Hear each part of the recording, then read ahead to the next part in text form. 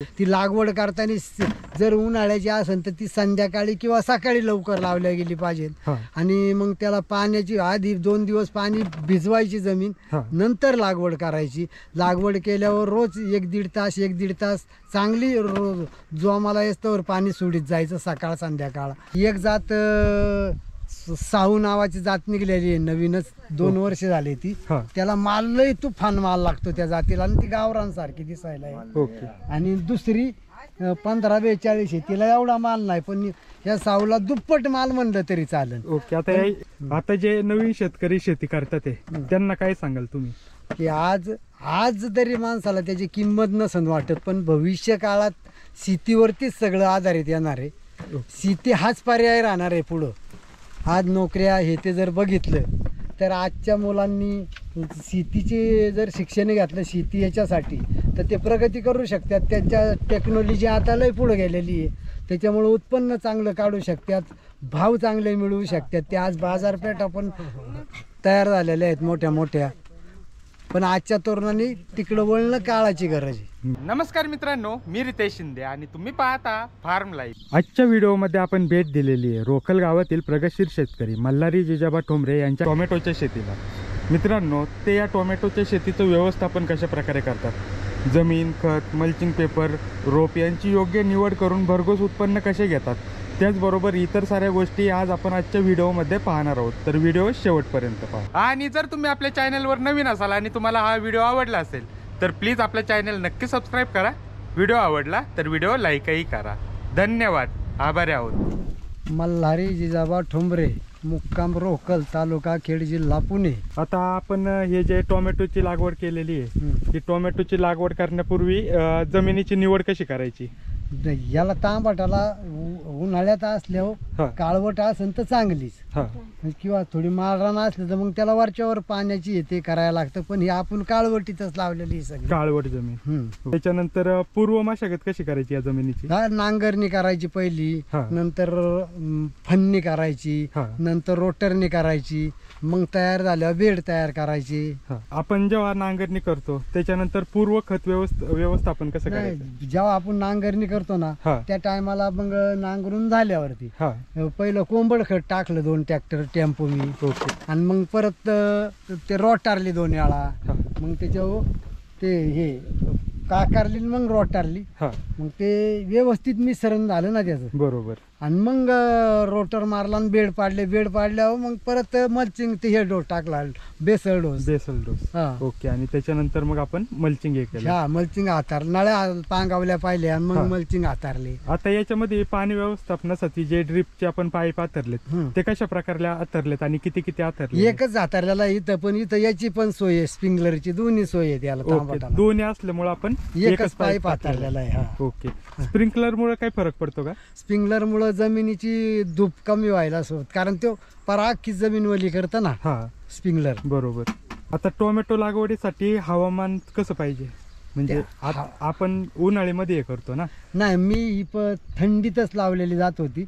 उन्हाळीची इथून पुढचा पिरियड आहे त्याचा, उन्हाळीचा म्हणजे आत्ता लागवडीचा उन्हाळी पिरियड, पण आपला पूर्व होता आधीचा, त्याच्यामुळे याला काय एवढा त्रासच नाही झाला म्हणायचं ह्या लागवडीला आपल्या। ओके, टोमॅटोची आपण जी जात निवडली त्या आपण कोणत्या जाती निवडल्या? ती एक जात साहू नावाची जात निघलेली आहे, नवीनच 2 वर्ष झाले ती। त्याला माल लय तुफान माल लागतो त्या जातीला आणि ती गावरांसारखी दिसायला आहे। आणि दुसरी 1542 आहे, तिला एवढा माल नाही, पण या साऊला दुप्पट माल म्हणलं तरी चालेल। ओके, आता या 2 जातीमध्ये फरक काय आहे? ती एक गावरांसारखी शेम दिसायला। ओके, आणि ही जी नवीन जाती आहे ती त्याची आहे दुसरी। ओके, म्हणजे फळाचा आकार वगैरे मोठा असतो। ओके, याचा त्या 1542 थोडा मोठा असतो आणि साऊ बारीक पडली, कारण आता आपलं थोडं नियोजनामुळं आता त्याचे तोडे भरपूर झालेले आहेत ना। 15-20 तोडे होत आले असतील ना रे। आता टोमॅटोची जी आपण रोप मागवतो ती रोप मागवताना काय काळजी घेतली पाहिजे? ते त्यांच्याकडून हुंडेकरेवाल्यांकडून मागून घेतो आपण रोपं. ओके. ती त्यांची ती काळजी घेतात, तिथून पुढची काळजी आपली. त्यांच्याकडून रोपे एकदा इथं आली की तिथून पुढची काळजी आपली. ओके. ती लागवड करताना जर उन्हाळ्याची असेल तर ती संध्याकाळी किंवा सकाळी लवकर लावल्या गेली पाहिजे. हा. आणि मग त्याला पाण्याची आधी 2 दिवस पाणी भिजवायची जमीन, हा. नंतर लागवड करायची. लागवड केल्यावर रोज 1-1.5 तास चांगली रोज जोमाला येस्तवर पाणी सोडीत जायचं सकाळ संध्याकाळ. ओके. म्हणजे आपण रोपं घेता आणि त्याच्या मुळ्या वगैरे सगळं बघून हा, घेता? बघूनच घ्यायची असते. आपण स्वतः जाता रोपं घेता? हा, स्वतः जातो. ओके. आणि रोपं आपण कुठून खरेदी करता? इथं तुळजाभवानी नर्सरी म्हणून इथं भामला. बामला तिथं घेतो. ओके. त्याच्यानंतर रोपं लावल्यानंतर पाण्याचं व्यवस्थापन आपलं कशा प्रकारे राहतं? ठिबकनी 1-1.5 तास रोज द्यायचं पाणी. हा. आणि याचं पण चालू राहतं स्प्रिंकलरचं? स्प्रिंकलर कधी काही चालू करायचे दुपारच्या पारी म्हणा, कधीतरी असे आपल्याला धूप वाटली जमिनीची जास्त, हा. मग स्प्रिंकलर चालू करायचे. ओके. त्याच्यानंतर आपण जो मल्चिंग पेपर निवडलाय तो कशा प्रकारे निवडलाय? 25 मायक्रॉनचा 25 मायक्रॉनचा. त्याच्यानंतर आपली लागवड झाल्यानंतर त्याच्यामध्ये खत व्यवस्थापन कशा प्रकारे केलं? हे जसं आपण आता जशी आपल्याला भूक लागती जशी बरोबर. त्याच पद्धतीची त्या पिकाला कांच्या याची भूक आहे ते खत निवडून द्यायची सोडून पाण्यातून. ओके. हा. आणि बांधणीचं नियोजन कशा प्रकारे केलं? बांधणीचा बांधाय आल्यावर मग महिलांच्या हाताने बांधून घ्यायची. ओके. नाही आता हे बांबू आणि तारांचा आपण तार हे वडली केलं. पहिले बांबू लावले, ते ठोकले, मग तार वडली. हा. तारचं बांधून झाल्यावर मग महिलांना घेऊ. भाऊ आता आपण हे जे टोमॅटो ची लागवड केलेली आहे हे किती याची क्षेत्रामध्ये केलेली आहे? 2 एकर मध्ये 2 एकर मध्ये. साधारणतः 2 एकर मध्ये आपली किती झाडं बसले? 10,000 हुंडी बसती. 10,000 हुंडी. आणि जे आपण याचं अंतर घेतलं बेडचं तर ते किती अंतरावर घेतलेले आहेत? बेड 5 फुटावा असतो. हा. मधली रुंदी 5 फुटा असती. हा. आणि लागवड 1.5 फुटावा असती, 1.25 फुटावा असती. ओके. आणि बेडची साईज काय आपल्या? बेडची साहित्य तेच ना, 2.5 आता आपला 3चा मायक याचा हा, बरोबर.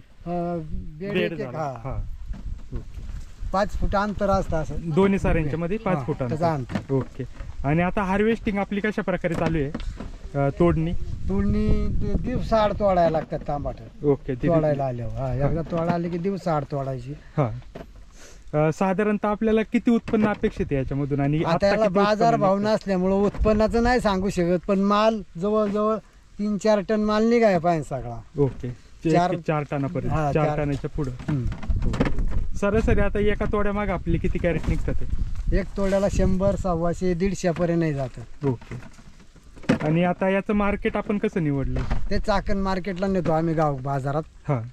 आणि ठोकते की तिथं नेऊन ठोक द्यायचं, दलालाकडे ठेवायला. ओके. आता जे नवीन शेतकरी शेती करतात ते त्यांना काय सांगाल तुम्ही? की आज तरी माणसाला त्याची किंमत नसन वाटत, पण भविष्य काळात शेतीवरतीच सगळं आधारित येणार आहे. शेती हाच पर्याय राहणार आहे पुढं. आज नोकऱ्या हे ते जर बघितलं तर आजच्या मुलांनी शेतीचे जर शिक्षण घातलं शेती याच्यासाठी तर ते प्रगती करू शकतात. त्यांच्या टेक्नॉलॉजी आता लय पुढे गेलेली आहे, त्याच्यामुळे उत्पन्न चांगलं काढू शकतात, भाव चांगले मिळवू शकतात. ते आज बाजारपेठा पण तयार झालेल्या आहेत मोठ्या मोठ्या. पण आजच्या तरुणांनी तिकडं वळणं काळाची गरज आहे. बरोबर. आणि आपण जी शेती करतो ती यांत्रिकीकरण आणि याच्यात दोन्हींचा दुवा घेऊन नसतात. बरोबर. ठीक आहे. धन्यवाद भाऊ, आपण चांगल्या प्रकारे माहिती दिली.